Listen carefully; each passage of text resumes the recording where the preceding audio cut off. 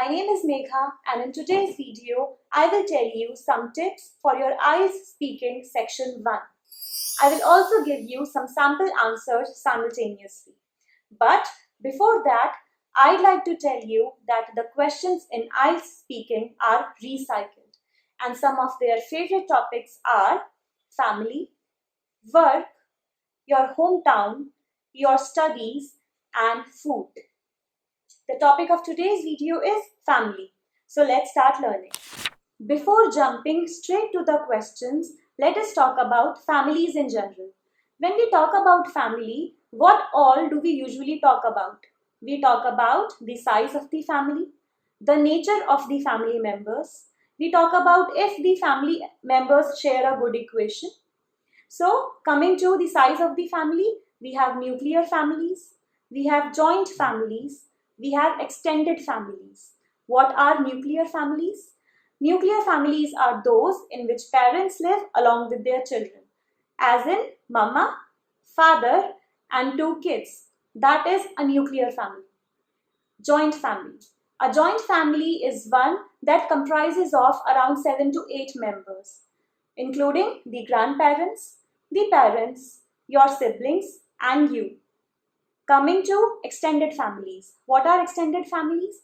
They are those in which your relatives live together as well, like your paternal uncles and your paternal aunts. What are paternal uncles? Paternal relations are those relations to whom you are related through your father, like your father's brother becomes your paternal uncle. Your father's sister becomes your paternal aunt. Now, what are those relations called to whom you are related through your mother? Those relations are called maternal. Maternal aunt. Maternal aunt is mother's sister. Maternal uncle. Maternal uncle is mother's brother. So we talked about nuclear families, joint families, and extended families. Next, we talk about the nature of the family members. Like, my mother is very kind. She is very affectionate. My father is a prudent man. What is prudent? Prudent means someone who takes decisions thinking of the future, who is very careful and cautious while making decisions. My brother is a high-spirited boy. My sister is vivacious. Vivacious means someone who is very lively, who lives each moment to the fullest. So, while describing your family, while describing the nature of your family, you can actually include a variety of adjectives and you can show off your vocabulary. Next, we talk about the relation of your family members with each other. We can use a number of phrases while describing the relations of our family members with each other. First phrase, to get along with. I get along with my husband very well. Next phrase, to share a good equation, to have a good bond. I share a very good equation with my brother. Next phrase, sibling rivalry or sibling conflict. Sibling rivalry means the fight, the continuous fight that you have with your brother or your sister. And this sibling rivalry happens everywhere. So you can say, I am very close to my sister, but there is a sibling rivalry among us sometimes. Next phrase, a close-knit family. A close-knit family is one which is bounded by strong relationships and the members of the family share common interests. Now, a close-knit family, this word might sound like a difficult vocabulary word to you, but actually it's not. You can relate this word to knitting. Our mothers knit sweaters for us in winter. From there, this word is derived. A close-knit family, in which the people, the members of the family, share a good bonding with each other. So, these are the pointers that we will use in our answers. Now, let's move to the questions. But yes, before moving to the questions, I have one tip for you people. Use qualitative as well as quantitative information in your answers. What is quantitative information? When we talk about numbers, to give better clarity, like I have 7 members in my family, including my grandparents, my parents, 2 siblings, and me. We talked about numbers. This is quantitative information. Also include qualitative information in your answers. What is qualitative information? It is that which describes the features or qualities of anything. Like we just discussed some adjectives, vivacious, we discussed prudent. So those are qualitative adjectives. So far, so simple, right? Now, using these pointers, we will frame our answers. So let's move on to the questions. Question number 1. Do you live in a large or a small family? You can reply, I live in a joint family, which includes my grandparents, my parents, 2 younger siblings, and me.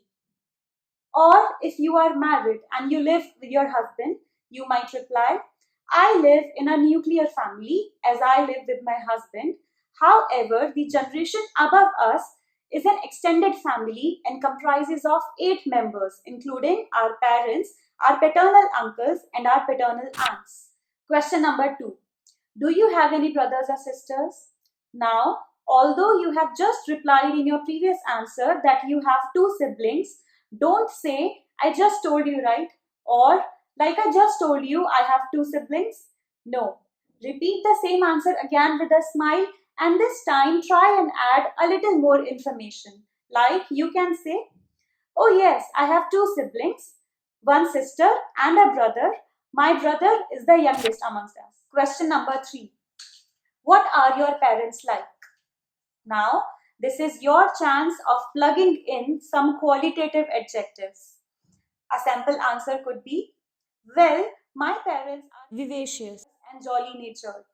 My mother is a tender-hearted woman and my all-time motivation. My father is a prudent man and his decisions are usually the best. So you see, I plugged in 4 qualitative adjectives here: jolly-natured, prudent, vivacious, and tender-hearted. Question number 3. Whom are you closest to in your family? Now, for this answer, we will use some phrases that we discussed before jumping on to the questions. You remember those phrases? Those phrases were to share a good equation, a close-knit family, sibling rivalry or sibling conflict, to get along with. I will give you 2 to 3 sample answers for this question. Answer number 1. I share a good equation with my brother and we both get along really well. Actually, I have a sweet tooth and he bakes appetizing cakes. Sample answer 2. I'd say my sister, but we are a close-knit family and we all get together just great. Sample answer 3. I'm very close to my younger sister, but sometimes there's a sibling conflict among us, which I guess is inescapable. So, note that I am using the contractions of the word. Instead of saying I am, I'm saying I'm. For there is, I am saying there's. For I would, I am saying I'd. This is a way of showing the examiner that you possess a good level of pronunciation. Question number 5. Have you ever been to a foreign trip with your family? Now, this question is a bit tricky because the examiner has asked you about something that has happened in the past and the examiner wants to test your grammar. So, do not answer using future tense. Do not say like, oh yes, I love traveling and I have booked tickets for my family to Paris for the coming September. No. A sample answer could be, unfortunately, not yet, but I would definitely like to have a foreign trip with my family someday.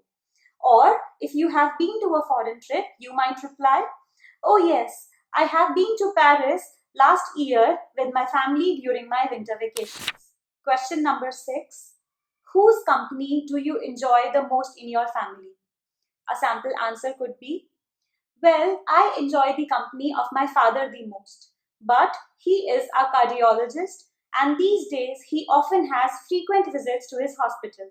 Hence, I am not able to spend much time with him. So, that was all from my side for today's video. We discussed the topic family.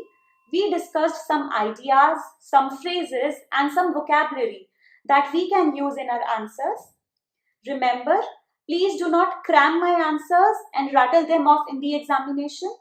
Just remember these pointers, remember these phrases and these vocabulary, and while in the examination room, just build your answers around these pointers.